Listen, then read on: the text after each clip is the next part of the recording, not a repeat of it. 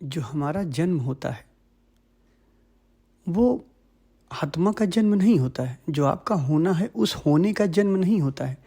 जीवन भर आपने जो संस्कार अर्जित किए हैं, पिछले जन्मों में आपने जो संस्कार अर्जित किए हैं, जितने भी आपके जन्म हुए हैं, उन जन्मों में जो आपने संस्कार अर्जित किए हैं, ये सारे संस्कार मिल के एक पूरा संस्कार एक मिल के कारण शरीर में प्रवेश कर जाते हैं, बीज रूपी एक शरीर बनाते हैं। उसी शरीर का जन्म होता है। तो वो संस्कारों से भरी शरीर है। जब हम कहते हैं कि आपका अलग अलग जन्म होता है, हर बार अलग अलग जन्म हो रहा है, तो जन्म उस मनोमय शरीर का होता है, जो सब कॉन्शियस शरीर है, जो संस्कारों से भरी हुई है, जो अचेतन आपका मन है, अनकॉन्शियस माइंड है, जो सब कॉन्शियस माइंड है। हर जन्म का अनुभव का निचोड़, ये जो एक तरीके से अगर देखा जाए तो जो अगर एक शब्द में कहा जाए तो मनोमय शरीर है, इसी का जन्म होता है। आत्मा का जन्म नहीं होता है। ध्यान रखना, कभी भी आत्मा का जन्म नहीं होता है। आत्मा तो अजन्मा है। आत्मा तो न कभी जन्म लेती है न कभी मरती है, आप जानते हो। वो एक साथ मौजूद होती है, अस्तित्व में सदा रहती है। तो जन्म आत्मा का नहीं, जन्म मन का होता है।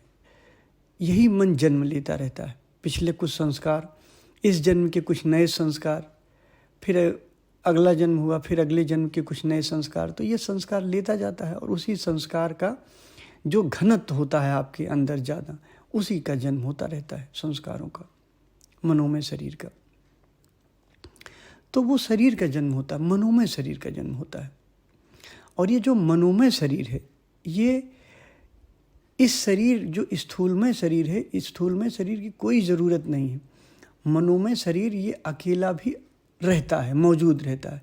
और ये जो मनोमय शरीर है, जब ये पूरी तरीके से विसर्जित हो जाता है, जो चैतन्य में, जो जिसे चैतन्य कहते हैं या सुपर कॉन्शियसनेस कहते हैं, उसमें जब विलीन हो जाता है, तो भी आप मनोमय शरीर का उपयोग कर सकते हो।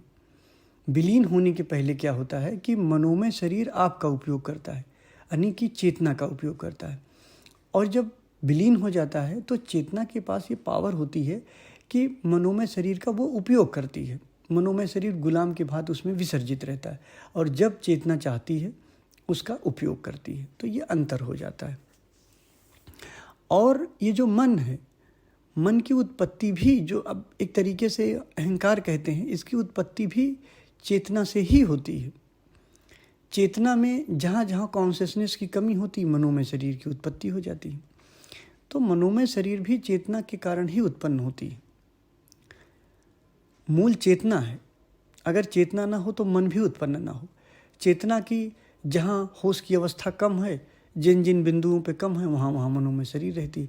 जहाँ चेतना अपनी सुपर कॉन्शियस अवस्था में है, परिपूर्ण होशपूर्ण है, वहाँ कोई शरीर नहीं, वहाँ कोई इल्यूजन नहीं, वहाँ समाधि है।